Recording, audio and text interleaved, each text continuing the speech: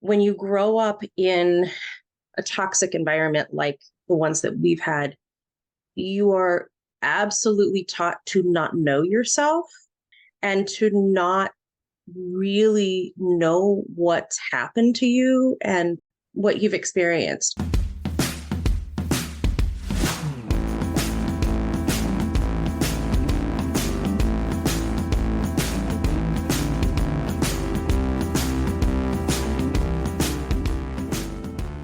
Hello, and welcome to How to Be a Terrible Daughter, the podcast where Megan and I hate your parents for you. We will joke about our horrible childhoods, talk about how we survived them, and share the tools we've learned along the way. So who are we? My name is Megan. I am a medical intuitive and healer, as well as an occupational therapist. Through my own healing process and education, I've developed a lot of insight on trauma and its fallout. And I now work with people who have complex trauma and complicated health issues from their fucked up childhoods. And I'm Elizabeth. I'm an artist and a renegade psychotherapist. Megan wrote that part. And I realized early on that trauma isn't just stored in the brain, it's stored in the body. So I trained as a somatic therapist before it was cool. And I specialize in working both with people who have been diagnosed with personality disorders, as well as people in their life and whatever. So I have a lot of compassion for pretty much everybody in the situation. Awesome. I'm glad you have the compassion. Bring it. Let me know if there's too much. My therapist has accused me of that, of having like way too much compassion. Be meaner. It's not what she said, but essentially. So what is this podcast? Why are we doing this? We wanted to do this podcast to discuss the effects of narcissistic trauma. We wanted to have a place where two people that really give a shit about each other, I love you, Elizabeth, can talk about what happened to them and share tools and strategies to cope on a daily basis. We both have experience growing up with narcissistic trauma, and we just sort of wanted to share our wisdom and insights and humor and other things with all of you people. And to really bring the tribe together. There's some places where we can kind of get together and talk and be honest and open and support each other. We wanted our own, I think. That's what I did, and invite people in. So. Yes, totally. Yes. There's something about the conversations I have with other people that grew up with narcissistic parents that are just, it's just something I can't get in conversation with other people. Like there's a little secret in code or something that other people just don't understand. The normies don't understand. Mm-hmm. It's like we can smell each other out. Mm-hmm. Yes. Right. At a certain point, I realized, probably in my mid to late 20s that like 90% of my friends had fucked up childhoods. And I was like, that can't be a coincidence. Yeah. I remember there was this really nice guy that I met. He was so kind and so sweet. And I was like, this is very attractive to me, but I do not understand this person. And I don't think this person is going to understand me at all. Yeah. So. You want to tell us about who this podcast is for? Yes, I sure do. So who is this podcast for? This podcast is for anyone who grew up in a toxic environment and were hurt by the people that were supposed to care for them. So anyone who has had a therapist go wide-eyed or slack-jawed during an initial intake session. Anyone or go, yeah. Oh my God, I'm so sorry. I had that too. Yes. I got, this is fascinating. Which I was like, uh-oh, that's bad.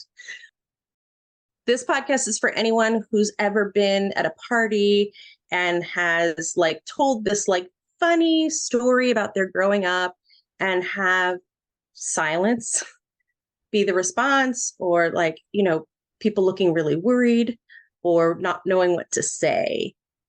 I've had that a lot. Absolutely. I still get that. I still get that. You think you're sharing like a cute, funny story, of something that your mom did, and then all of a sudden everyone's staring at you, just unable to like know what to say. Like just like Even after decades of therapy, right? Yeah, I still absolutely. have that. Yep. Yeah. Okay. This podcast is also for anyone who is curious about their childhood and the parenting that they received, or rather, the parenting they didn't receive. We really want to put this in here because when you grow up in a toxic environment like the ones that we've had, you are absolutely taught to not know yourself and to not really know what's happened to you and what you've experienced. And so I remember really, really early on, there was no way for me to explain why I was curious about these kinds of conversations. And it really took being a part of them to really start getting, oh, okay, this is why I'm here. Right. So we want to make sure that, people who are in the beginning of their figuring out or before the beginning of their figuring out to be welcome. Yes, absolutely. I will also say that phenomenon we just talked about being at a party or a social event and telling a quote unquote funny story about your childhood and then being met with just silence and wide eyes.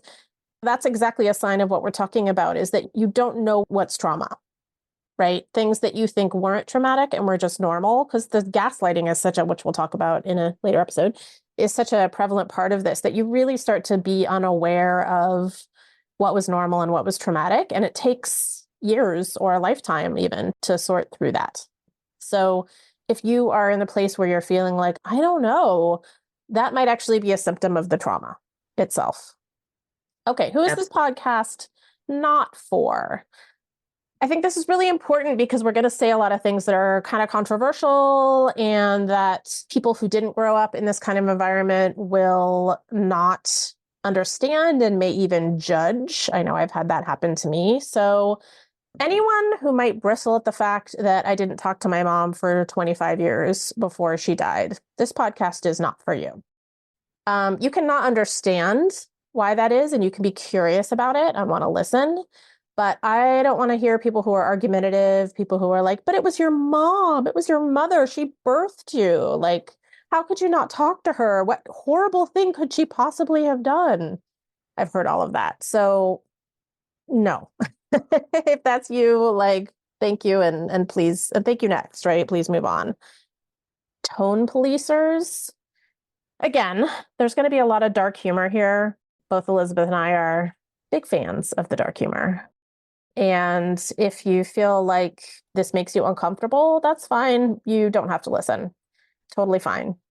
We have a tribe of people who need to hear the way we speak about this and need to hear the dark humor and need to hear the way that we talk about this in a very sort of explicit way. And if that's not you, that's okay.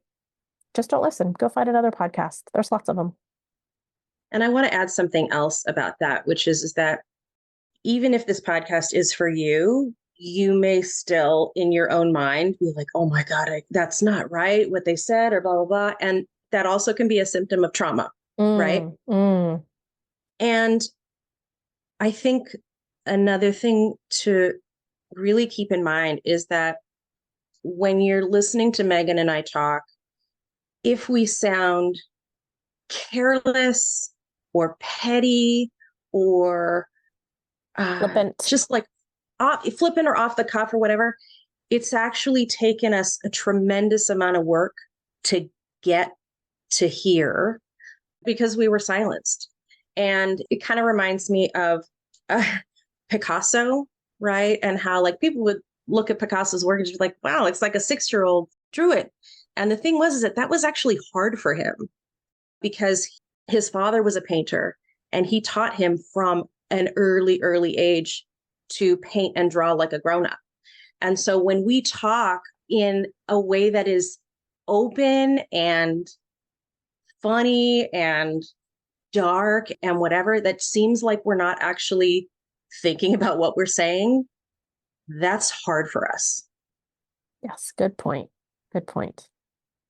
And there's one other group of people that this podcast is definitely not for.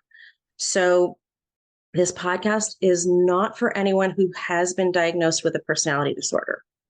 Okay. If you have been diagnosed with a personality disorder and you really are wanting to grow and heal and work on that, that is great. You deserve a place where you're going to get a lot of compassion and a lot of encouragement. And this is not the podcast for you. There are other places that are more nurturing and kinder. This podcast may make you feel really terrible, and that's not useful to you. Anyway. Excellent. Yeah. I love that.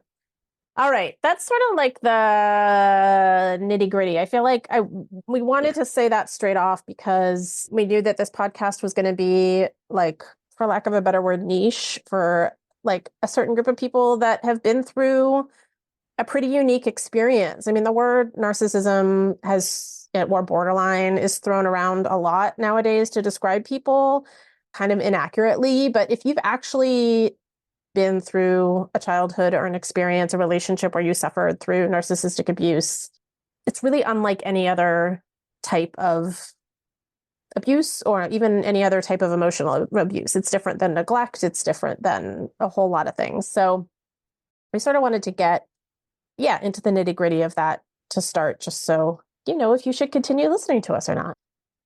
So why are we doing this? We actually talked about this last week when we were planning this episode, and I really loved this part of our conversation because I really loved that we both had different things to say, but that they were really both very personal in different ways. So Elizabeth, why? Why are you doing this podcast? Why are you here with me today? Why am I here?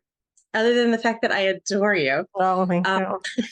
That's going to be, by the way, that's going to be at least 15% of every episode is just Elizabeth and I being like, I love you. So if that also is something that turns you off, then this podcast probably isn't for you. So it can be a little scary because it is a technique. It's fawning. Oh, which is a technique. Yeah.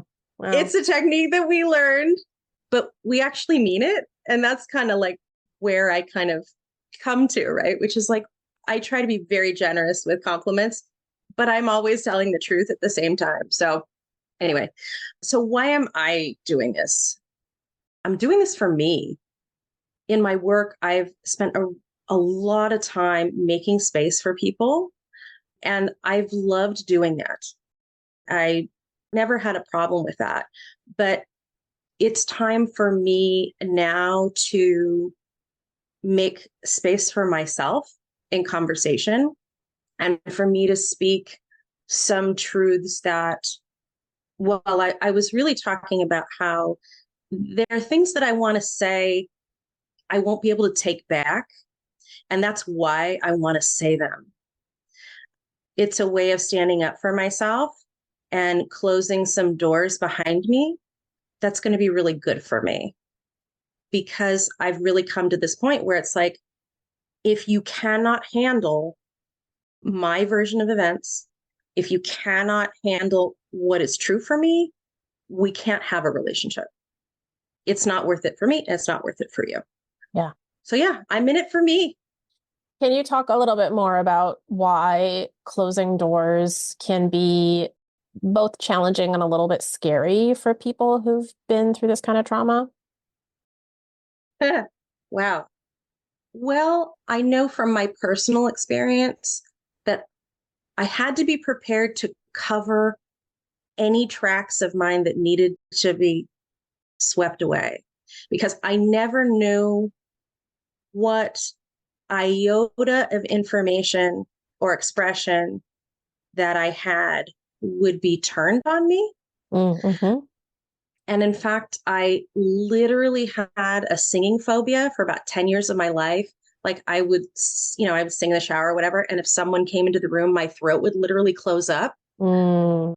And it also, it has been decades to learn even that boundaries exist, let alone what are mine, how to express them, and how to hold them, right? Setting limits and enforcing those limits. Yeah. So yeah. Yeah. And setting limits, enforcing the limits, and then feeling strong and supported enough in yourself and your community to deal with the fallout. Yeah. That's And to big create a piece. bunker for yourself so that you don't have, that you don't have to deal with the external fallout, partly because the internal fallout can be so much. Yes. Right. Yes. Yeah. Absolutely. Yeah. I'm doing this because there is so much. The word I want to use is squele, and that's like such a fancy word. There's so many. I don't even know what it is. Congratulations. My hat's off to you. That's awesome. All right. Squele. Okay. Squele. Word of the week is squele. There are so many like tendrils and overt and not so noticeable ways that growing up in this kind of family really, really fucks you up. And I just want to have a place where people can feel like they've found a family, feel like they've found home, feel like they've found people who get them, feel like they found people who sort of like we mentioned before, there's that little shortcut, right? Of like people who just automatically get it and you don't have to explain yourself. I remember when I was in college and I've had migraines off and on my whole life. And I remember when I was in college and I would get a migraine. And I remember this one time I got a migraine and I had to email two of my professors to tell them I had a migraine and I wouldn't be in class and I wouldn't be able to turn in whatever was due that day. And one of them responded with, "You have a headache? Like, take 2 Tylenol and come to class." And the other one responded with, "Oh my God, are you okay? Are you in a dark place? Do you have everything you need? Can I bring you anything? Take the time you need and no rush on this." And I realized, oh, the first professor doesn't have anyone in their life or they themselves don't get migraines. They don't get it, right? And the second professor, either they get the migraines or they know someone who does. They understand it's not just a headache, right? Like this is not just saying, oh, I have a headache, I can't come to class, right? A migraine is you're out for days often, right? And it's sort of the same thing with growing up in a family with a parent or a sibling with a personality disorder is it's a shortcut, right? And other people just immediately get it and like take you in and are like, "Are you okay? What can I get you? How can I help?" And I just want this to be a place for people to feel that way. People to feel like, oh, this is a community of people who get it and we're here for you and we've got your back and you don't have to explain any more other than saying, "Yeah, my mom was a narcissist," or, "Oh my God, are you okay? Do you need anything?" "Where can I get you? Do you have a safe space?" It's just, there's something in that has always felt so like just a nervous system release for me when I get met with that response. And I just want this to be a place where other people can feel that from us and from each other, from the community that we built here. So that's why I'm doing it. It's funny because when you were talking about migraines, I think about my story about you and migraines, which is that you had migraines until you stopped talking to your mom and then they stopped. I can't tell you how many clients I told that story to, right? Yeah. Like, look, it's really okay if you don't talk to this person. Yeah. I get them now. It's funny. I'm a human barometer. So now I'll get them like in the fall when the weather's starting to change to stormy, I'll get a couple. And then same thing in the spring when it's starting to change.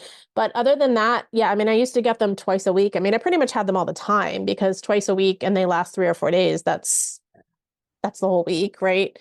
Yeah. It's pretty amazing what our bodies will do to let us know something is off. And how quickly that will resolve when we get rid of the toxicity, even if it's emotional or psychological toxicity. Yeah. I actually had this thought last night, which was like, oh my gosh, maybe there's like all of this stuff that's like just going to go away. Right. I mean, that may not happen, but it's like, oh, maybe there's just a lot that's going to go right very easily in my life because I don't have this burden. Yeah. Right. Interesting. We wanted to talk a little bit about what are the topics we're going to cover. And we're really open to hearing about what people want to hear about and also questions or whatever. Questions are such a great way to to kind of get thoughts moving. But there's a couple of things that I know that we're going to talk about. So we're going to talk about narcissism. We're going to talk about abuse and trauma. We're going to talk about societal expectations around family. We're going to talk about grief, especially because it's complicated and ongoing. I just want to add, like, a lot of people think of grief as something that happens when someone dies, and we're going to expand that definition exponentially because there's all sorts of really subtle forms of grief that I think are really important to talk about. So yeah, sorry, go on. No, yeah. Really early on in my work with a therapist that, I went to see this therapist because they worked with people with personality disorders and whatever. They were telling me about the functional loss, which is, it's not an actual loss, but it is essentially the loss of the person. And that was really helpful to hear, that it was like it, and it does feel like they've died when you really realize how much pain that you've been in. So we're going to talk about what works. We're going to talk about setting boundaries, emotions, a lot of the things that Megan and I have had to learn on our own because we didn't get them at home. Reparenting yourself. And anything I'm missing? It sounds. No, I mean, I think we're also it's not really a topic, but we're also going to tell our stories in there as well. I think it's important to hear other people's stories because, well, I mean, it's validating for one thing, but also going back to what we were talking about before about not knowing whether something was abusive or not because of all of the gaslighting and the triangulation and the silencing and all of that. It could be really helpful for someone, for me anyway, it's been really helpful for someone to tell a story and say, this was abuse. Because sometimes I'll be like, that's abusive? I mean, that doesn't seem that bad to me. Yep. Really? That's abusive? And so for that reason too. So, I think we're not just trauma dumping on you. We have a reason. And so, yeah, that's just something we're going to share, sort of interwoven into all of the topics we talk about and just sort of randomly as it comes up, because hopefully it will make you feel like validated. And, if you've experienced something similar, will help you sort of give a frame around it about whether it was normal or not normal and why. We also want to get your questions and feedback. Like we want to address the topics that are interesting to you. So if you have any, I'm sorry, I work at an elementary school and we've been talking lately about like, what does this story make you wonder about? Do you have any wonders about this? Right. Which I think is such a good thing rather than questions. Do you have any wonders? So if anything we talk about makes you have any wonders, right? I wonder this or I wonder that, like, please let us know and we can cover that in an episode. We also want this to be about centering the pain of people who have been through narcissistic abuse. So we're going to go over a little bit of like, what is narcissism and what are the definitions of this? But it's actually not going to be the like meat and potatoes of this podcast because we want it to be for, like we said, we want it to be for the tribe. We want it to be for people who've gone through this. We wanted this to be a place for you to feel like this is for you. And while diagnosing people and figuring out exactly what was going on and what the clinical diagnosis is can be helpful to some degree, that doesn't actually help with our healing, right? Mm-hmm.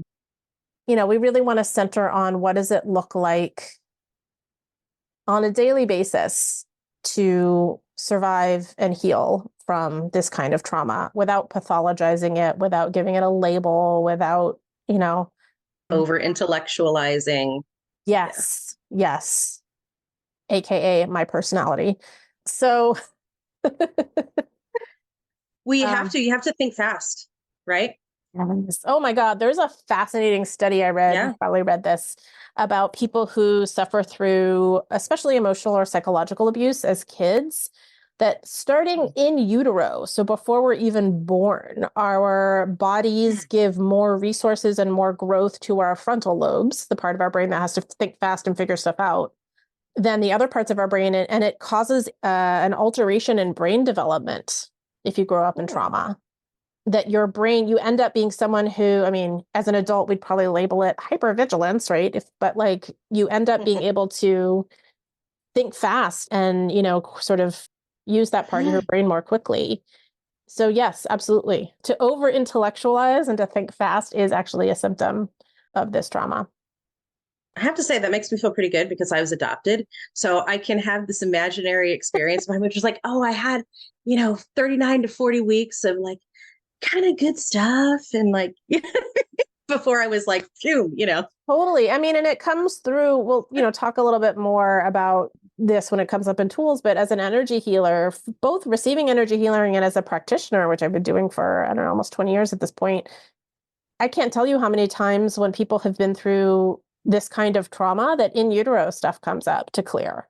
Absolutely. Yep. Because we know, even before we're born, we know that something's off and that we need to be prepared. I do know that for me, I mean, you can say that it's obvious because I'm adopted, but I do know that my biological mom was really struggling in some ways with the pregnancy, and that the conflict was, it sounds terrible, but like me existing, right? Yeah. So now that we've said that we're not going to pathologize and be clinical, let's pathologize and be clinical for just a minute, shall we?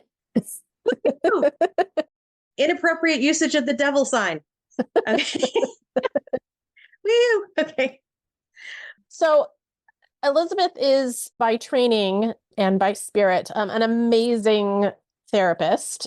I am also a therapist, but I am an occupational therapist. It's a different type of therapist. And so I want to give this little topic to Elizabeth because I feel like you probably have more expertise in this than I do. So can you tell us a little bit by like, what is narcissism? What are personality disorders? And sort of go into that a little bit based on your wisdom and years of expertise and general awesomeness. You're shocking me with your nicest. Okay. Yeah. Okay. So I'm going to start with personality disorders because I actually didn't know that the narcissism part was mine. Cool. But the good news is that personality disorders is an umbrella. Okay. So we're going to give in the show notes some, just some really good places to find information and whatever. I actually took some of this from Wikipedia, which sounds crazy, but so I'm just saying that, but they were actually accurate. So personality disorders, they're mental illnesses, and so they are maladaptive patterns of behavior, thinking, and inner experience.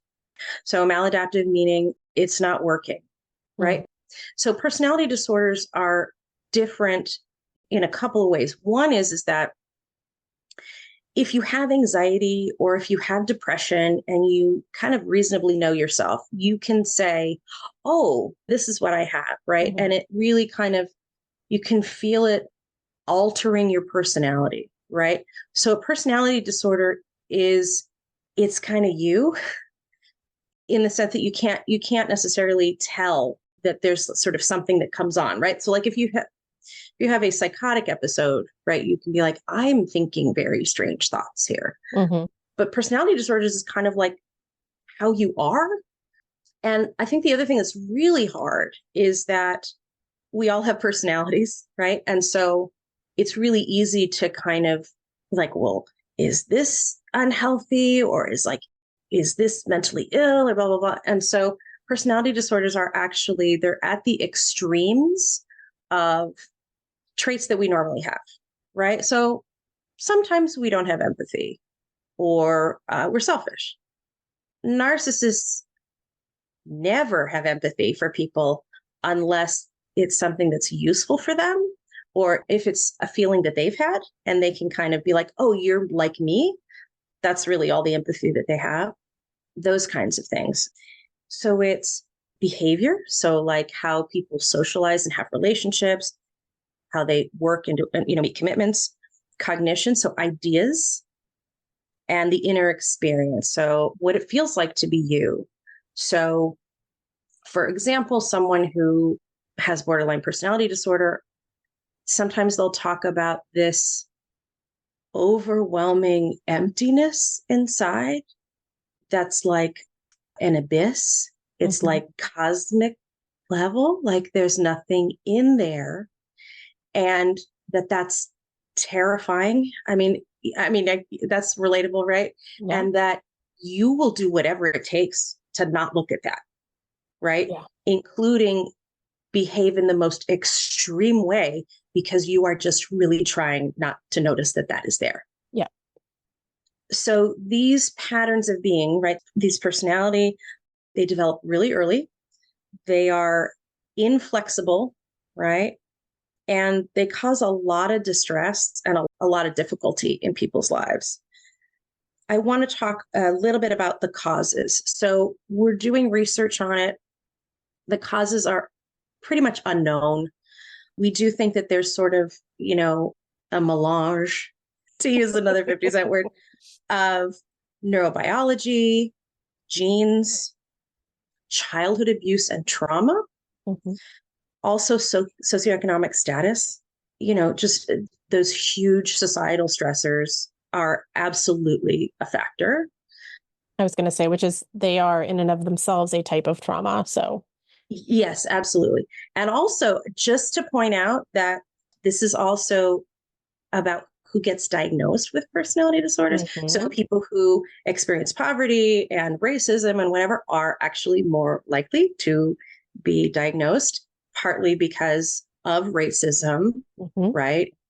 And the hierarchy, which is we have ideas about what normal behavior is, right? Right. Yeah. And then the other thing that they were they had, which I thought was really great, which was about parenting. Now, and again, we're going to be talking about parents, but this was not really in a punitive way or like the way that they used to think that schizophrenia was caused by a bad mom, which is Mhm. not the case, but that if the parent of the child has their own trauma, is absolutely unequipped to parent, that's a factor, Yeah. right? And that, yeah, that felt like accurate, but in a not blaming way. Right. Is there anything you want to ask me that I can kind of Um, answer? I mean, I think from what I understand, sort of the experience of being a narcissist is that, that lack of empathy piece makes it difficult to distinguish between objects and people, right? Mm. That there's sort Mhm. of you're looking at everything in your environment as whether it's useful to you or not. And again, this isn't in a conscious way, this is all subconscious, right? It's almost like I feel like you're in so much pain and you're so desperately trying to, again, not fall into that void that you talked about, right? Mhm. Of feeling just horrible about yourself. And one of the coping mechanisms to just make it through your day is, how do I get through my day? What's useful to me right now?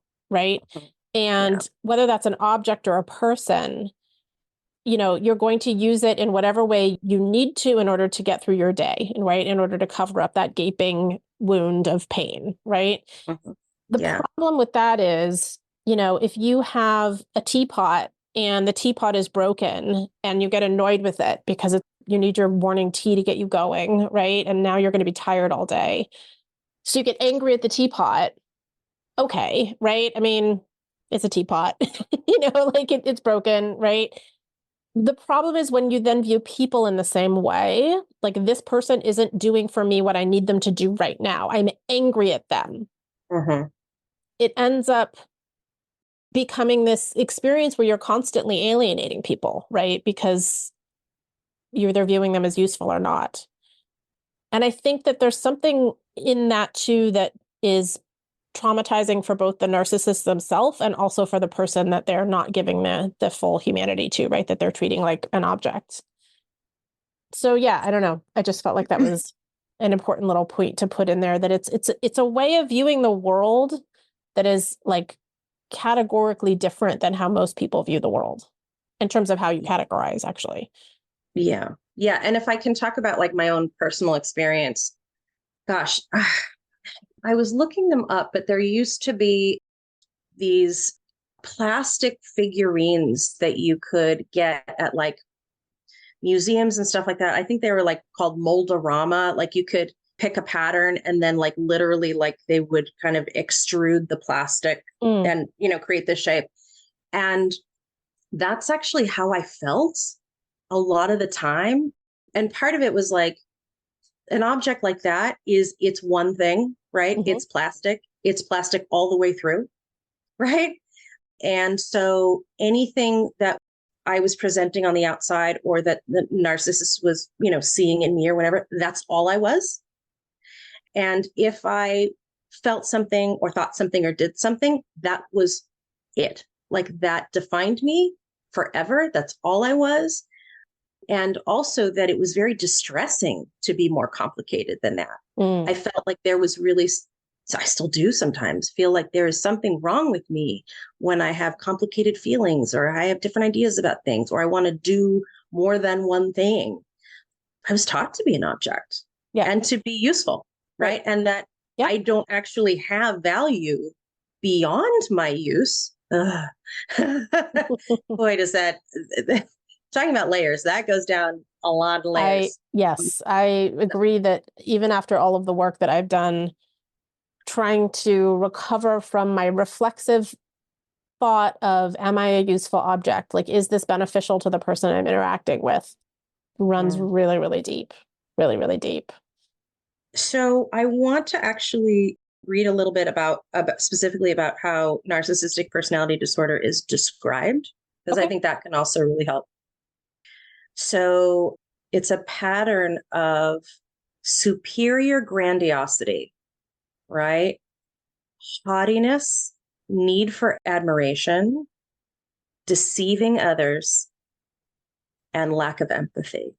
So this identifying yourself as this exemplary person and also needing to be that and needing to be perceived that way.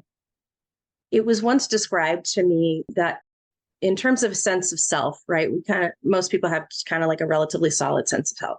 So people who have borderline personality disorder are like Swiss cheese, right? Like you could interact with them sometimes and they would be like, oh, you've got something to, and then at some point you just be like, right? There's just like a hole in there, right?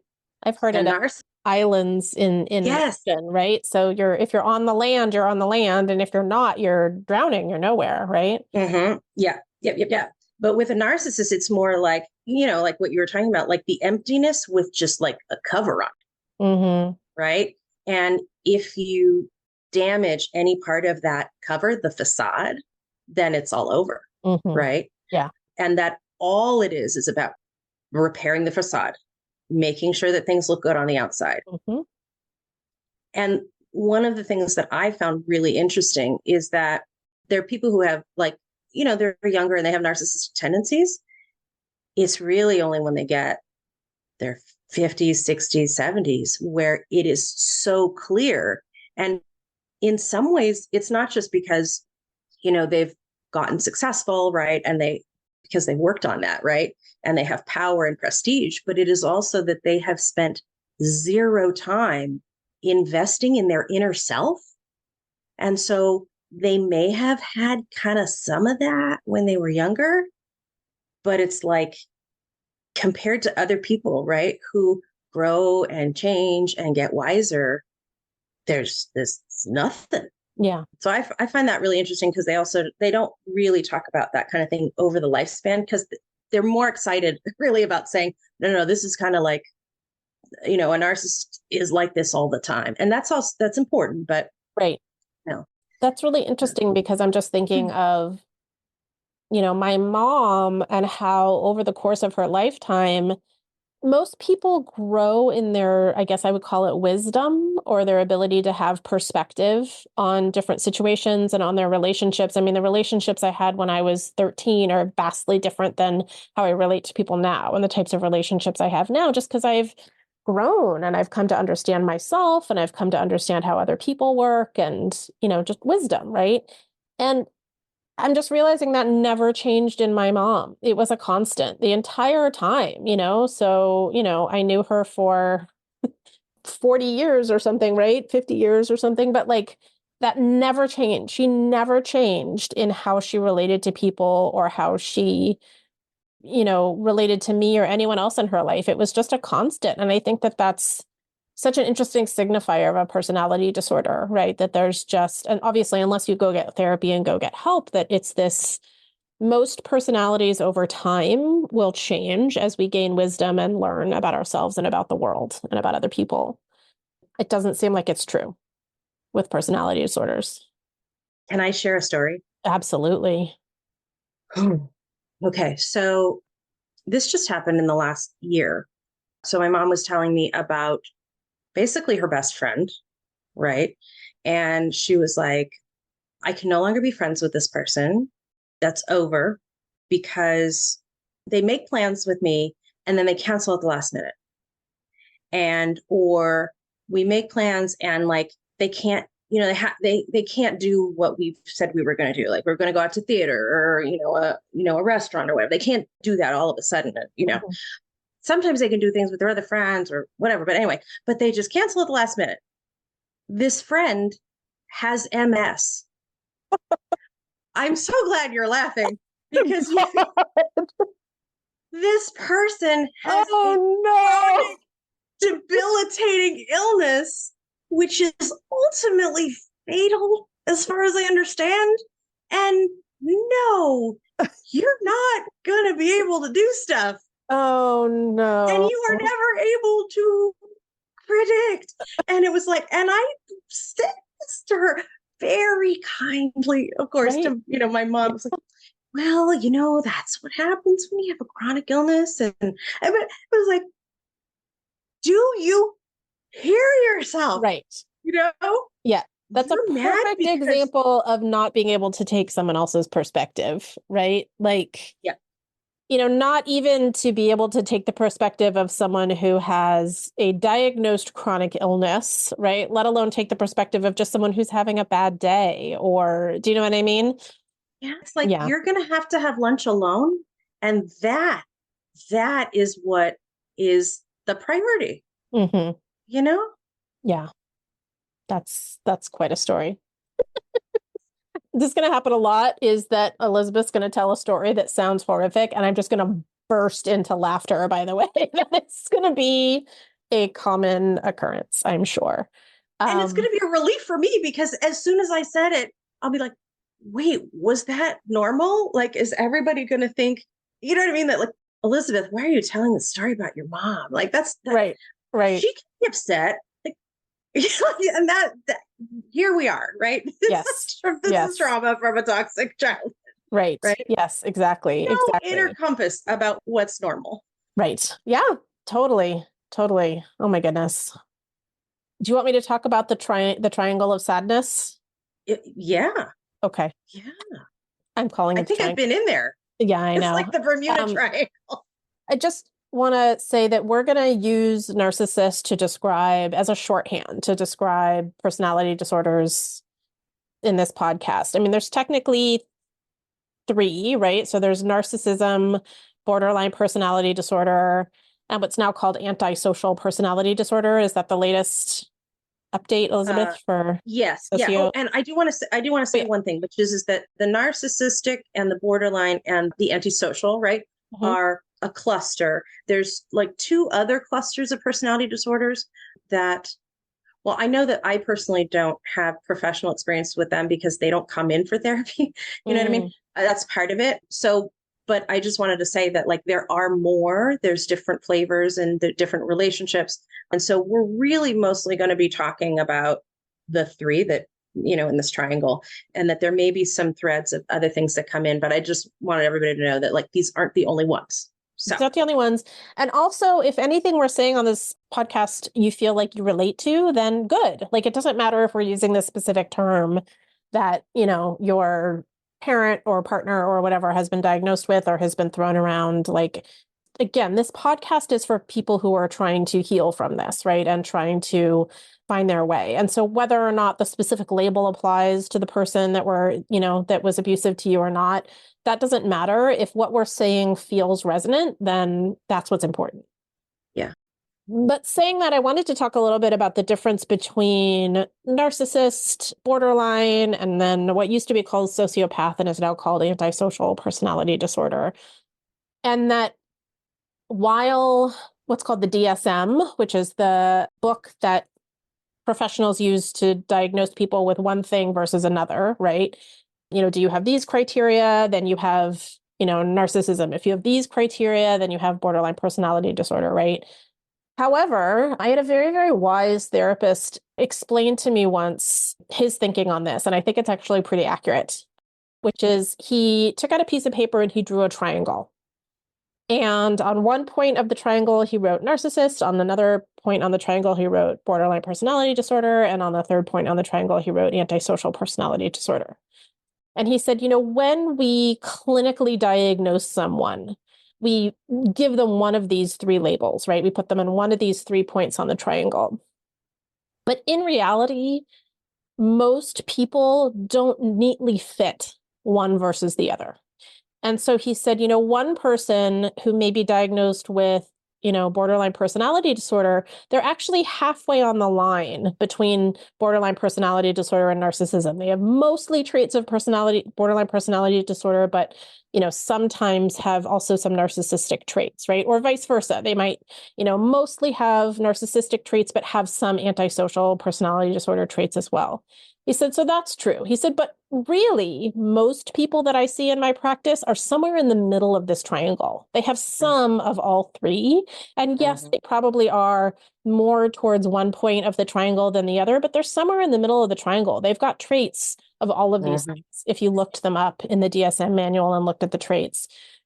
And so that's another reason we're sort of just using narcissist as a catch-all for all of this, is that you will very rarely come across someone who is just strictly a narcissist or just strictly has antisocial personality disorder. It's usually some sort of mix. I wanted to use the word melange. What is it with these big highfalutin words of a melange of all three?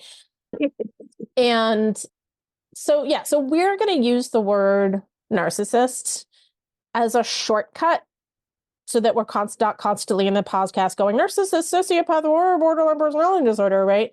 Or any of the other ones that we aren't even talking about, right? So we're just going to use the word narcissist, but just know, again, if you feel like what we're talking about resonates with you and your experience, go with it. We're good to go. That's all that's important. Yeah, and I found that the term emotionally immature can be very helpful if you really resonate with this stuff, but you're not in any territory, where you would, look up, the diagnostic criteria, or if maybe what you experienced was not as extreme as what we've experienced or something like that. So I found that to be a really kind of helpful. They're definitely immature, right? So yeah. What else do we want to cover in this topic?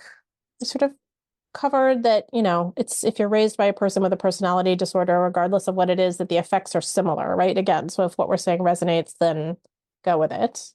Yeah. The other reason we're using narcissist as a shortcut is we want to center your pain and not the person who has the disorder, right? So in some ways, we're almost like, it doesn't matter. It doesn't matter whether they were emotionally immature or a narcissist or a borderline personality disorder. It doesn't matter. What's really important is you and healing for you and what it felt like for you as the person who grew up with this person. And so, I don't care. We can label it like gobbledygook personality disorder. Like it really doesn't matter, right? I mean, the point is the effects of growing up with someone who has this type of disorder.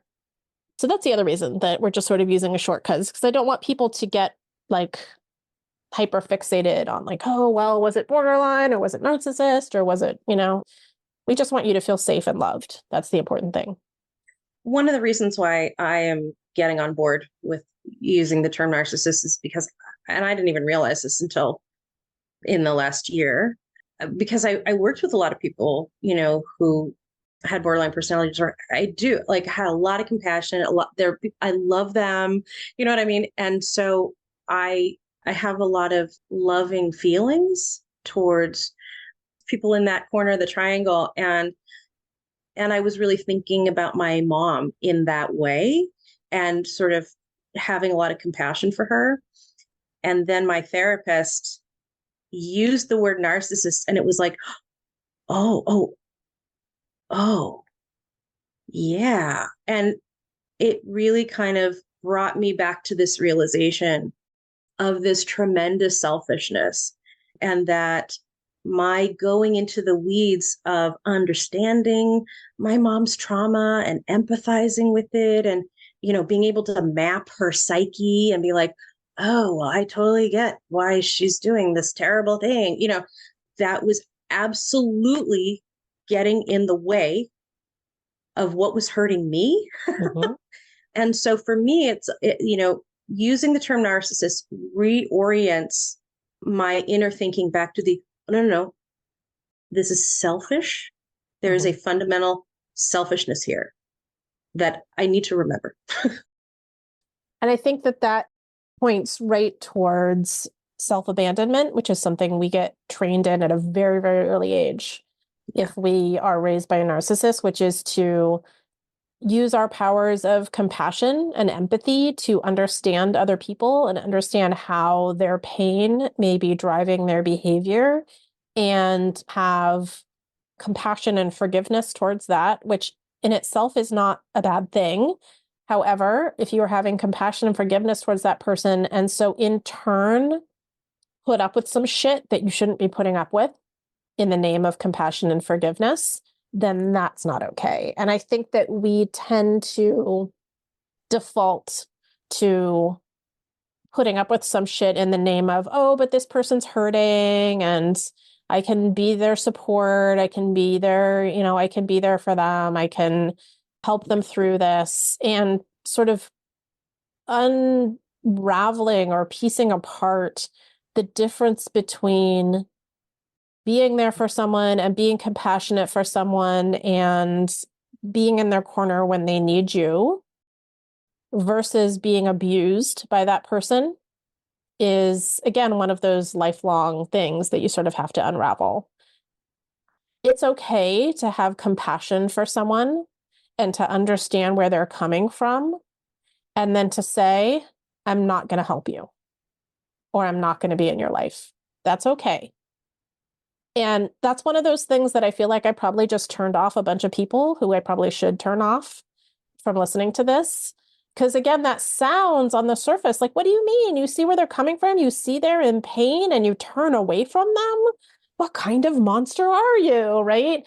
But until you've experienced this type of abuse and the type of web that gets woven that you can't escape from because of this sort of circular thinking and circular awareness of the other person's pain and what they've been through and having compassion for them, it's something you can't understand. So yeah, I will just say it again, louder for the people in the back. You can absolutely understand someone's trauma, understand what they've gone through, have compassion for them, forgive them, and also say to them, I'm not here for you and I'm walking away. It's okay. I'm reminded of something that I can't remember what it's called. It's resistant forms of personality disorders, which is that they feel fine. Right. So, and it was kind of piggybacking on what I was talking about earlier, which is, but literally, I had a client say to me these words: I am a perfect ecosystem, and problems occur when other things come in to my ecosystem.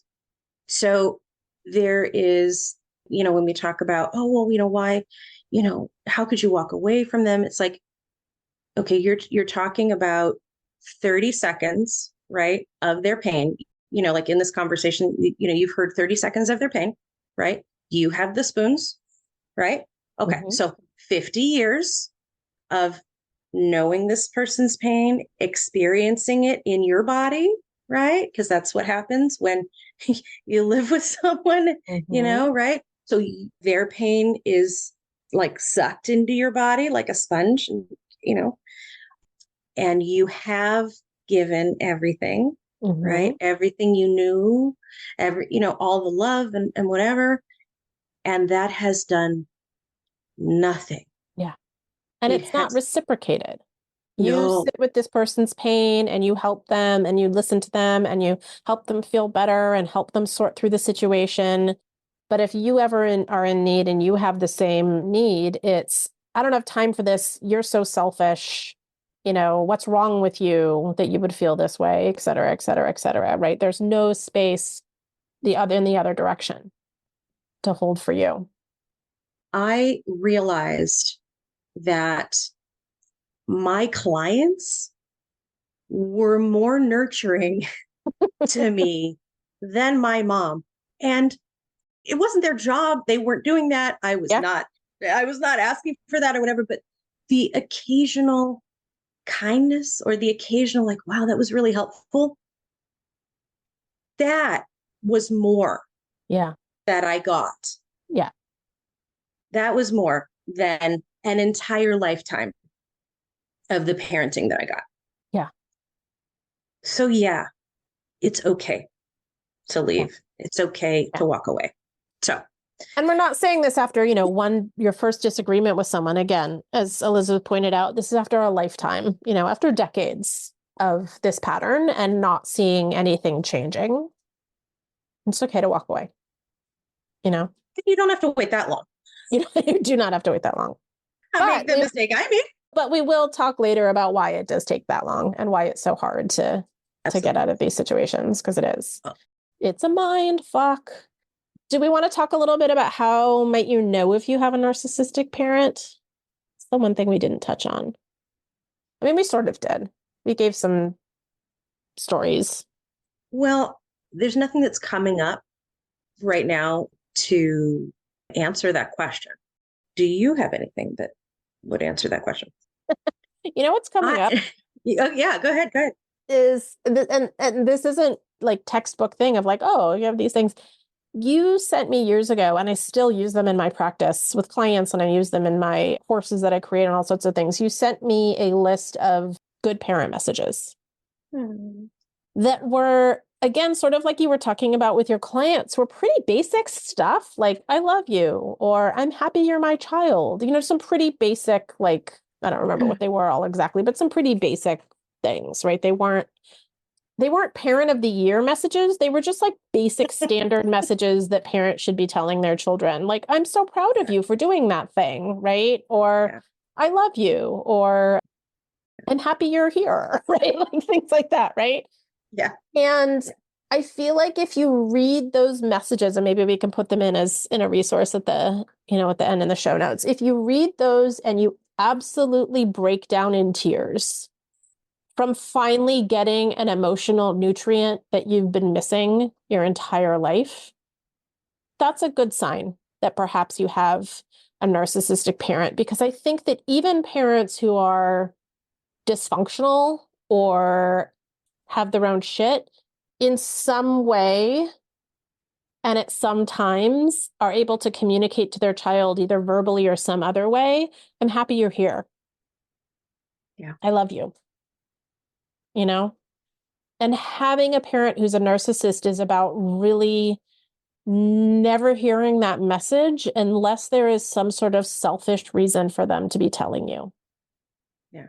And you pick up on that even as a little kid, that it's not genuine, that it's like serving a purpose, I'm going to call and I'm going to raise you too.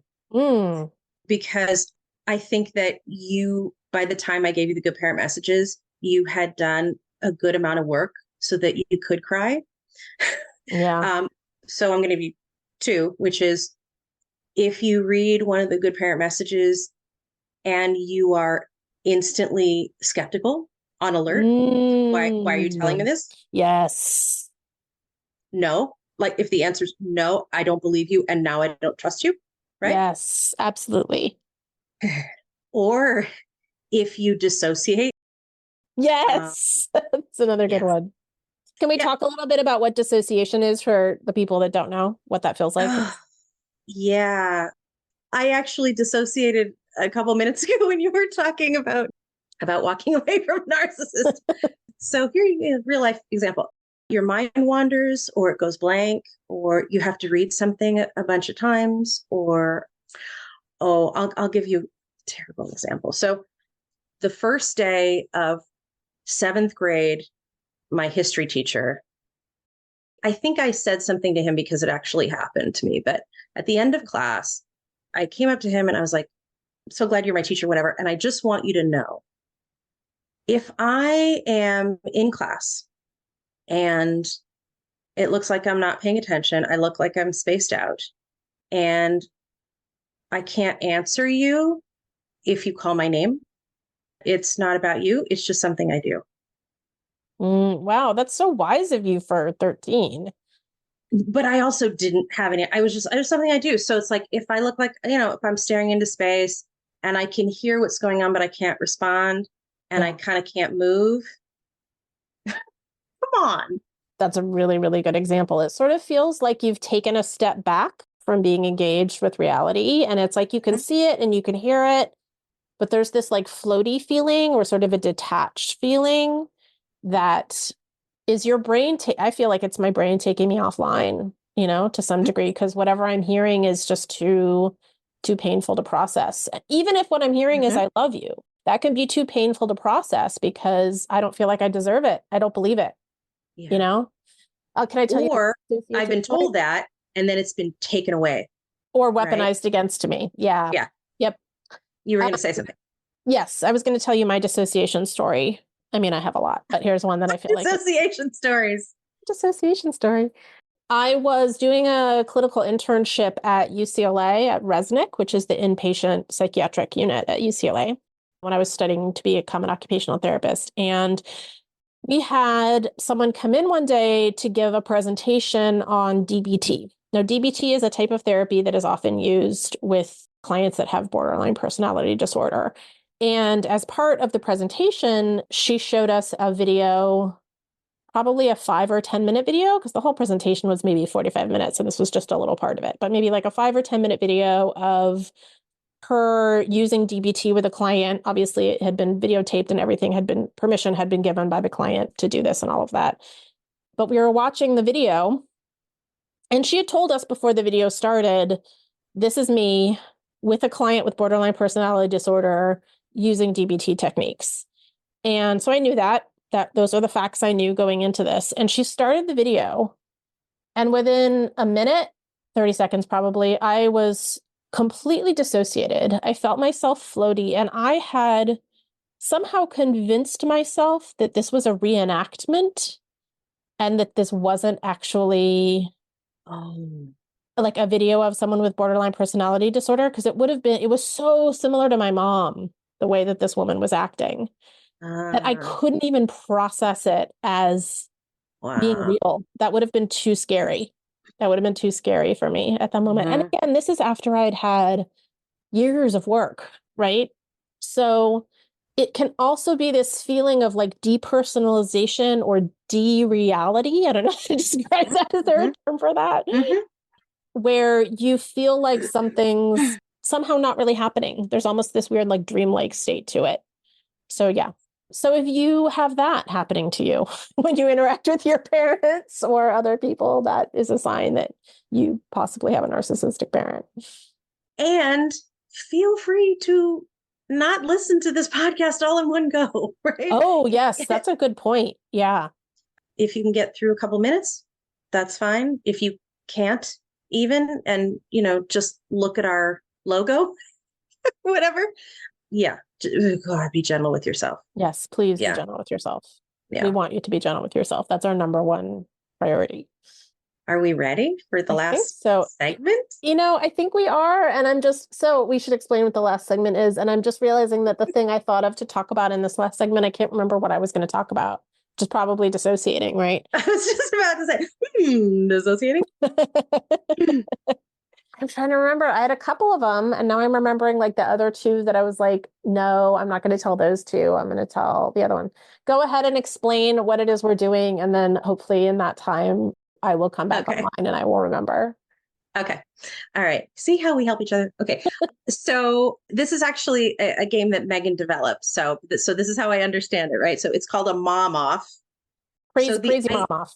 it's a crazy mom off, right? Crazy mom So off. sort of the origin, right, is, you go to a dive bar with your friend, you're having a couple drinks, and you start telling mom stories right? Mhm. And whichever one makes you want to drink, that person wins, right? And you start out small. You start out with the ones that actually you're not quite, you're not actually quite sure if those are not great stories, right? Right. And then Right. you just kind of pull out, like a clown with scarves, right? You know what Yeah. I mean? Yeah. So if you're the right person for this podcast, you have those stories, Yeah. like clown scarves, Yes. right? Okay. Exactly. Yeah. Yeah. You start by telling stories where it's like, oh, this wasn't so bad. This happened.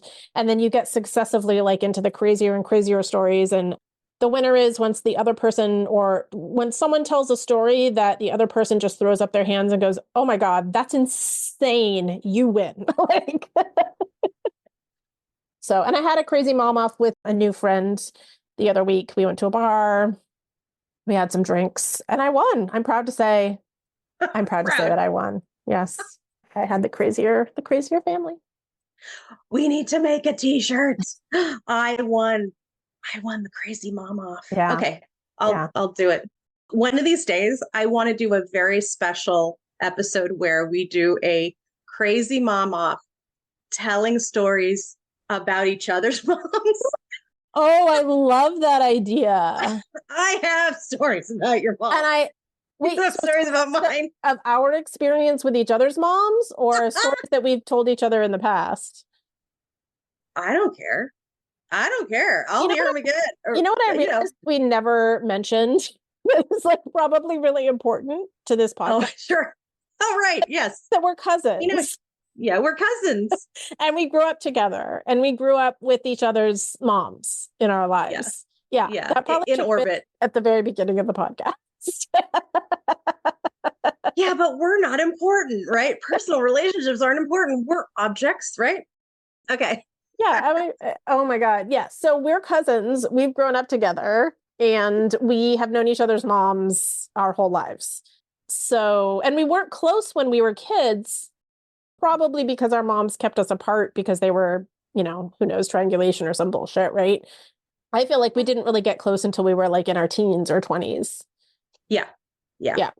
You were too cool for me. I don't know about that.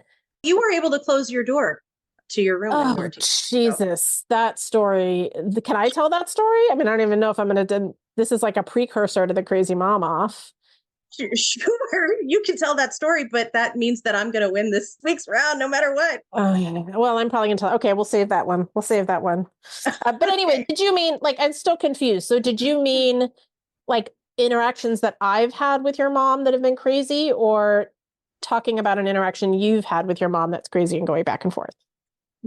I think both of those actually would be really interesting to like hear, you tell the story, but actually stories that you have about my mom, interactions that you had with her. Yeah. And interactions that I had with your mom. Yeah. Right. Yeah. Well, because the reason I'm saying that is because, I mean, that sounds weird, but like I don't remember a lot of my childhood, which I think is for the best. And so you could be telling me stories of things that I've even told you in the past about happened between me and my mom, and I may not remember. I told you that, or even that it happened, or sometimes you'll tell me a story, I'll be like, oh yeah, I forgot about that. My brain had just like parceled it away to some part of it where it wasn't easy to access. It was still there, but it just wasn't on my mind all the time, because for it to be on my mind all the time would just be painful, right? So you got to get out of the bed in the morning. Yeah, most mornings. Most mornings. I still don't remember the like story that I decided that I was going to tell you, so I can tell my backup story. Can I go first though? You can absolutely go first. Yeah, go ahead. All right. So crazy mom off. We're only doing round one. We're just doing one round of this. Tell me a story. We're starting mild. Tell me a mild story of when your mom was crazy. Okay. So this is mild to me. And I've actually been running it through my head all week long, being like, no one's going to think this is crazy. That's what I'm having with my backup story, because I don't know that I told it. So here's the thing. Sometimes with these stories, I judge how bad they are based on in the past when I've told people what their reaction was. Yes. Oh my God. Yes. Emotional compass. And that's my doubt about this story that I'm going to tell you. So go ahead. I completely get that. Okay. I wouldn't have been able to say it for myself, but I will say it for you. It's the raindrop theory. You know what I mean? One raindrop, no big deal. right? Hmm. But hundreds of raindrops, thousands of raindrops, right? Yeah. That is significant, right? Then you know That's that's, yeah. damage, that you're definitely wet, right? Yeah. Yeah. So, okay. So this is my story. So this happened when I was growing up. I grew up in a really nice neighborhood. We had lawns and whatever. And people walk their dogs, whatever. It was before the time where there was dog etiquette, where it's like, you bring bags and you take the dog's poop with you when you go. But there was someone who lived maybe the next street over or something like that. She would walk her dog every day and she would let her dog poop on our lawn, which really pissed my mom off. And of course, I don't think she ever said anything to this woman or, not in a nice, never said, I don't think she ever said anything. Right. But the thing about this woman and her dog was that every day she would put a hair bow on the dog that was the exact same color as whatever color that she was wearing. Okay. So matching So outfits, basically. matching outfits, very coordinated, whatever. And so one day, my mom looked through the window and saw the dog pooping on the lawn. And she got really mad.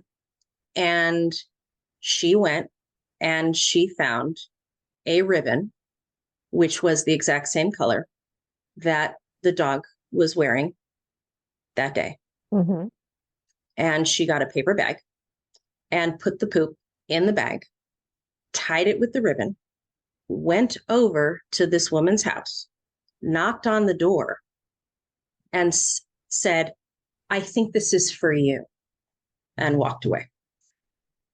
Okay, that's just like Machiavellian, really. Like, this is a story my mom would tell at parties. Yeah, and probably with laugh. pride. Yes. It was so funny. Yeah, that's hysterical. That's a great way to communicate with other human beings. That's fantastic. Okay, so I'm not crazy, right? No, that's weird. That's weird. Any normal human being would have, any emotionally mature human being would have gone out, maybe while the dog was pooping as she saw her, and been like, "Hey, this isn't cool. This is my lawn and your dog is pooping on it. And this isn't the first time. Like, I need you to take responsibility for your dog and clean it up when your dog poops."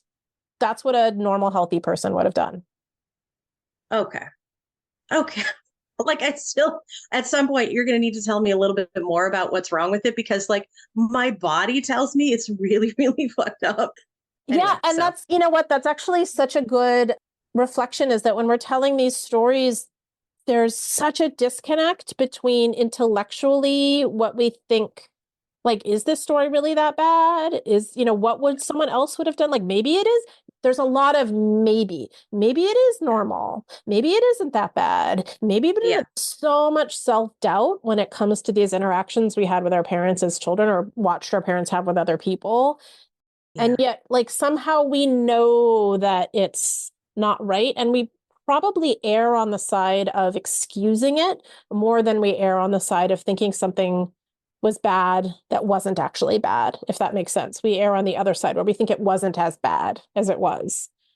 Yeah. Yeah. That's weird. That's bizarre. Also, Thank you. And they're not the story I'm going to tell, but I also have a story of my mom leaving poop on a neighbor's front. Which is weird. Yeah. In a bag, or just In a bag.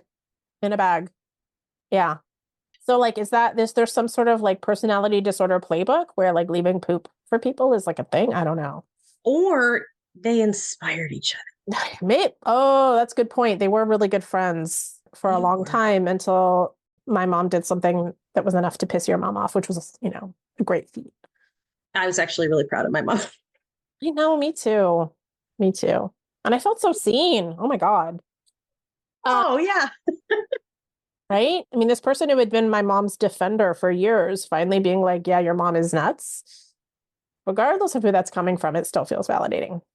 That's true. Especially, right? It's like, if she can figure it out. Mm-hmm. Okay. Yeah, exactly. All right.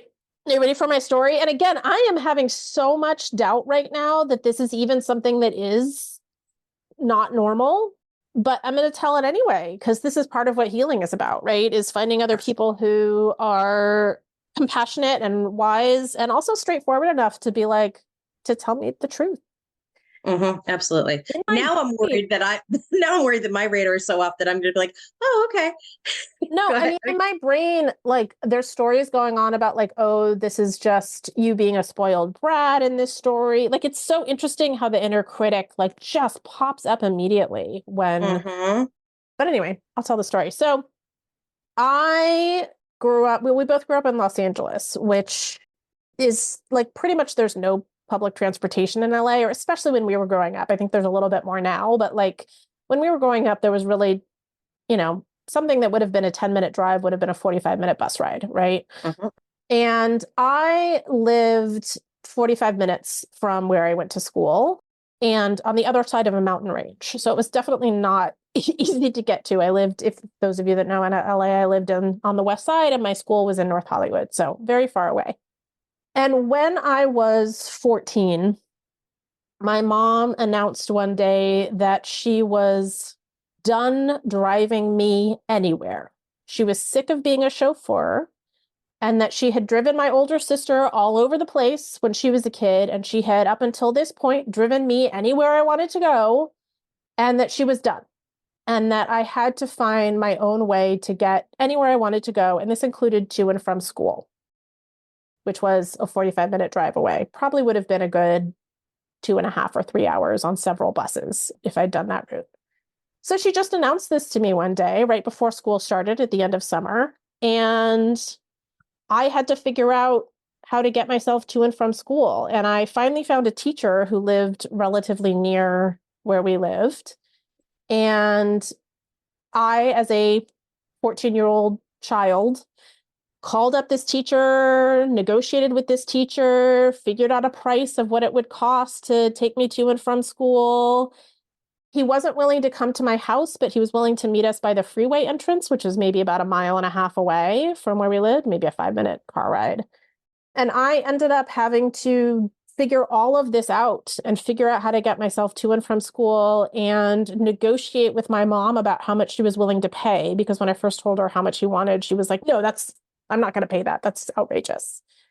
And I had to negotiate this. And I went to school with that teacher and home from that school with that teacher every day until I turned 16 and got a car. But she just, like one day, probably less than 2 weeks before school started, basically told me I was on my own. So anywhere that I needed to get to, school, a friend's house, work. I mean, I didn't have a car. I was too young. I was on my own. And I ended up having to use some of what I made at work. I worked at Nordstrom at the time. Shout out to Nordstrom. To pay this teacher because she wouldn't pay what he said that he wanted her to pay. So I ended up having to, I mean, it wasn't that much. I think I ended up having to subsidize like $20 a week or something. But yeah, she just up and decided one day that she was done. And she meant it. She literally never drove me anywhere again. I had to find rides everywhere I wanted to go until I was 16 and got a car. Is that normal? No, I fucking hate your mom. Let me just okay. One, teacher not considering filing a child abuse report. Okay. So your mother is willing to risk you failing out of school, not finishing high school, right? Because that's really what it is. Or, ruining your grades, whatever. Willing to do that, right? At the last minute, 2 years before your license. Yeah. And you had to pay for this is not funny. This is not funny. I'm not getting over it. I should also mention that my mom didn't work like this. It's not like she was having to like get up early to drive me to school or anything. She was home all day. She was a homemaker. So it's not like it didn't work with her schedule or whatnot. And about not going to high school, I mean, her response was, well, you can go to the local public school then, which was always her threat, which actually probably would have been fine. Like I was like, okay. But again, it was 2 weeks before school started. I would have had to like figure out how to enroll myself in public school, like Do you know what I mean? Like it would have just been I would have had to like start over with not knowing anyone. All of my friends went to my high, like, you know what I mean? It would have meant like not knowing anyone there. This is worse. Okay, I'm just going to say this intellectually. I'm not talking about anyone else's experience. This is worse than being an orphan, right? Because that's what you'd have to do if you lost your parents, right? Yeah. You would have had to figure out all this stuff. So you had to do that on top of the fact that there was no preparation for this, and she could have done 10 of the things that she just refused to do, which were required of her. I mean, I believe that if you're under 18, your parent is responsible for your school attendance, and that includes getting to school. Not that this is the worst thing about it, right? No, but that's helpful because again, this self-doubt of like, how bad was I just being a spoiled brat? I mean, I did get to school and I was being driven to this fancy private school that was 45 minutes away. Like, that's again, that's the inner narrative of the like self-abandonment and the like mind fuckery of growing up with this kind of abuse. Is you're telling me that this was probably borderline illegal. And in my head, what I'm thinking of as I'm telling this story, is this just a story telling on what a spoiled brat I was? No. This is Know what I full mean? on report. This is full on reportable. Yeah. Like if this were happening, now, right? And I was in my professional capacity, I would be filling out the report right now. I would be asking more questions, because if that's happening, then there's a whole bunch of other shit happening. Yeah. It's so healing for me to see you get this vicariously angry on my behalf. I mean, I know you're actually genuinely angry, but like, it's so healing for me to see you this angry. Because again, I'm doubting, is this even a story that's going to seem abnormal to anyone? Oh, no. And I'm just getting started. Like, I'm going to get angrier the more I think about it. Yeah, no. Okay. I need to figure out what to do with this feeling. No. There is no excuse. Yeah. There's no excuse. Let me ask you a question. Yeah. What is the psychoanalytic theory that justifies these choices? I'm not sure I know what you mean by that question. Well, she pulled out a whole bunch of psychoanalysis to explain things that she did or thought or said or whatever. And it was a way to make her look good and whatever. So that's one of my questions. I mean, she'd probably argue that she's fostering my independence or something. I don't know. Well, spoiler alert, there is no justification. There is.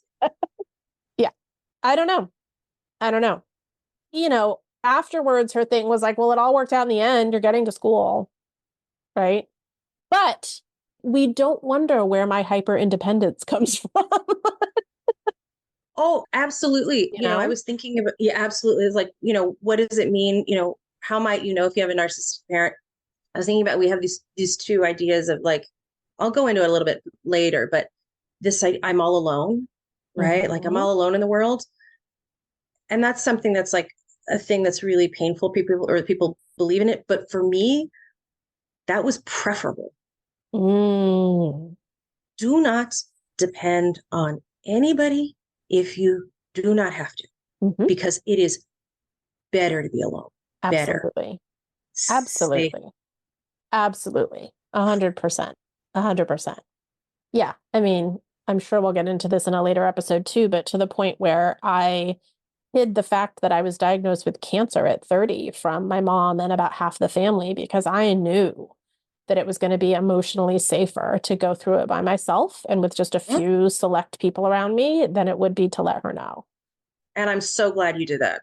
Yeah, me too. That was the right decision. 100%. Yeah. 100%. I think you told me something she said later that made me realize that it was the right decision. Mm-hmm. So I'll tell that story someday. Stories about I'm not so triggered with our respective moms. Yeah. Yeah. Okay, I think that we might actually need to record later in the day, because I am going to want to drink after these stories. My stories don't bother me at all. Your story. And that's the same, like that story.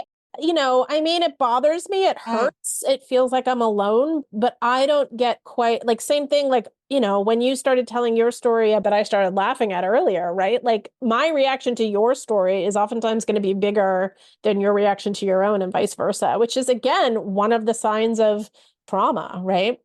Yeah. So It's scar tissue, it right? is. Oh, Yeah. I don't feel it. That's fine. Yeah. Oh, I'm fine. It's just a story. It's something that happened to me when I was a kid. Water under the bridge, Totally. It's just a flesh wound. It's just a flesh wound. Okay.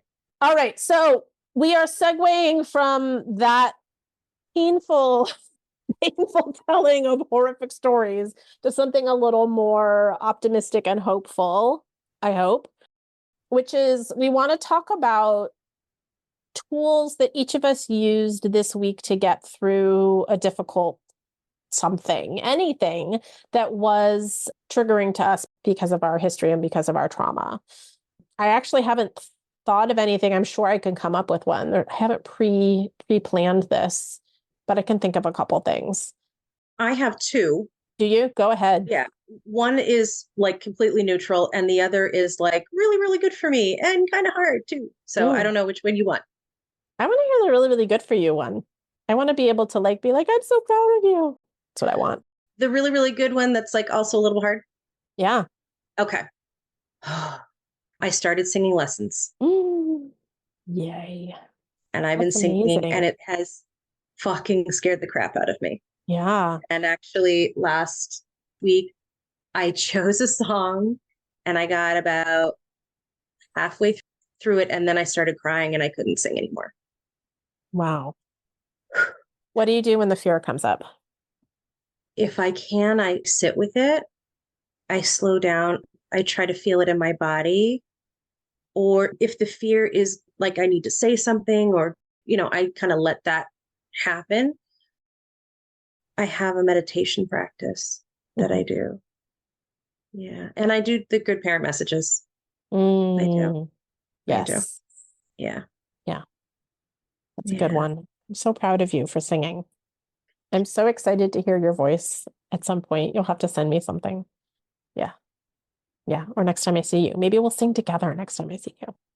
Let's do it. Okay. Yeah. All right. Yeah. Oh, geez. All right. I have one.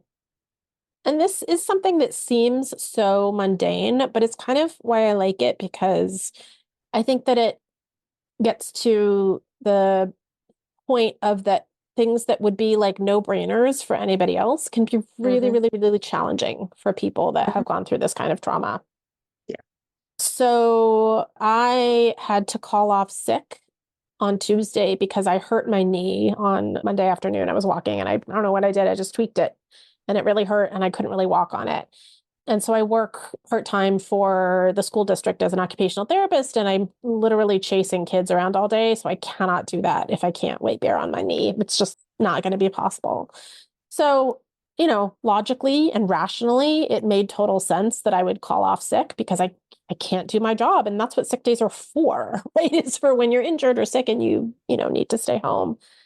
And I spent most of the day on the couch with my knee up, icing it, which needed to happen in order for it to heal, watching TV, having fear that my coworkers were going to be so angry at me come up over and over and over again, that this wasn't enough of an excuse, that I should have come in anyway and just done what I could on this knee, that I should have just taken pain relievers and pushed through, all of these thoughts of types of things that my mom would have said to me if I came to her and said that I was injured and needed to rest or needed to stay home for a day. And I just let them come and I just breathed through it. And I just kept telling myself, you absolutely deserve a day of just sitting on the couch and watching TV and icing your knee and letting it heal. You absolutely deserve that. And I just kept reparenting myself. And anytime a message would come up that I knew was my mom's voice, I have made her into a caricature in my head. She's halfway between Cruella de Vil and Lucille Bluth from Arrested Development. So I call her Cruella Bluth. So Cruella Bluth would arise and tell me that I basically didn't deserve to be home and that's, et cetera, et cetera. I would just counter it and I would just say, nope, this is what sick days are for. First of all, nobody's going to be mad at me. Secondly, if they are, that says more about them than it does about me. And I'm okay. I'm okay to take an entire day to myself and just lie here icing my knee. Mm-hmm. That was the tool I used. So how bad was your mom's knees that it kept her from driving you to school every morning? Perfect knees. Never better. Nice callback, though. That's because I'm still mad. I'm, let me just chill for my anger. It is so helpful to me that you are still mad about that because I'd completely forgotten about it already. Thank you. Thank you so much. Thank you. Fucking bitch. You absolutely did the right thing. And I'm so glad. And you absolutely did need it. You know, even if you didn't need it, right? Even if it was just a mental health day or whatever. I know. That fear of being in trouble, though, it's so interesting how strong that is, you know? And I feel like we keep ourselves small because of that. Yeah. It's such a disservice to our own vibrancy and uniqueness. I mean, people who've been through this kind of trauma are some of the most amazing, smart, creative people I've ever met in my life. Yeah. And to know that we are also all battling against keeping ourselves small because we're afraid of anger or, you know, some other type of reaction is definitely a thing. I remember a couple of years ago, I took an online course. Tara Moore, who's a great coach, wrote this book called Playing Big. It's a book for women on how to play bigger, basically. And she has an online course that you can take, and there's a community component to it, right? So you take the course, and then there's also I don't know what platform it was on, but there was a chat room type of thing, and you post things on the message board and whatnot. And we got to the chapter on imposter syndrome. And so we were having all these interesting conversations about imposter syndrome and how women feel it more than men. And I think all of that is true. And so there was this thread where we all posted what messages we were getting from our inner critic when it came to imposter syndrome. You're going to fail at this, or people are going to find out you're a fraud and don't know what you're doing, or, whatever, right? People were posting these messages. And I'm reading through them and I'm realizing that growing up with a narcissistic parent, the level of self-vitriol that we speak to ourselves with is exponentially more than I was seeing on these messages, exponentially more than people were posting. It wasn't just, you're not going to succeed at this task. It was, you're a terrible person and people are going to find out. And you're going to lose all of your friends and you're going to get fired, right? It was just a whole other level. And so I posted something about this on the message boards. I was like, hey, I just feel like for people that grew up with parents who had personality disorders, this is a whole other level. And I got hundreds of responses of people absolutely, yes, I didn't know how to put this into words, but can we start a little splinter group in this big group of just for people who have inner critics, who had parents who had narcissists or who were narcissists, right? It's just a whole other level of, sort of maladaptive self-talk, I'll say, is sort of a mild way of putting it. And so, yeah, I mean, I think, just something to be aware of, right? That, it's going to take a little bit more to counter that than it would for somebody who grew up with a relatively healthy and secure emotional attachment in their life. Yeah. I'm actually thinking that the self-talk is something that we should do an episode on. Ooh, I love that. That would be great. Add it to the list, please. Yes, ma'am. Oh, yeah. That's so important. Okay. Because I've got some stories about that too. Ooh. All right. I think we're done for our first episode. Yeah. Thank you, Elizabeth. You were the best. I'm so constantly impressed by you and in awe of you, and so happy we're doing this together. And you're gonna make me dissociate again. That should be the tagline of our show. Stop, you're going to make me dissociate again. The podcast where you dissociate 5 minutes after starting to listen to it. Bye. Hi, this is Elizabeth and Megan. Okay, I'm gone. Yep. Other podcasts have skippers. We have something totally beyond that. You don't need chapters. You'll just zone out for the entire episode. Like the Peanuts. The Peanuts teacher, right? Selfish abuse. Drive to school. Poop in a bag. Oh my gosh. Yeah. And so I just want to thank anyone who listened to our ramblings here. And I hope that it was helpful in some way. I hope that it was something you could relate to and feel related to as well. Know that you belong here. This is a place for you. We're happy to be here with each other, and we're happy to have you join us. And let's not forget, thank you, Megan. You are the bee's knees. And Already dissociating. Go ahead. Okay. No, so I could, well, you're going to have to listen to it at some point. You are one of my favorite humans in the whole world. Thank you. And you know my other favorite humans. So that tells you something, right? You're in that company. Yeah. And whoever's listening, if you haven't figured it out already, you're going to find out how wonderful and wise and amazing and hysterically funny Megan is. Although, I mean, it's obvious now. It's obvious already.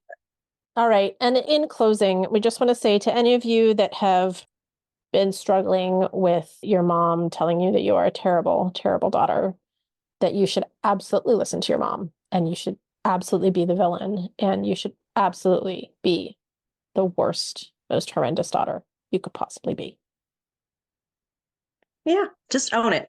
Be the villain. Own it. Be the terrible daughter. All right. All right. Bye. Bye.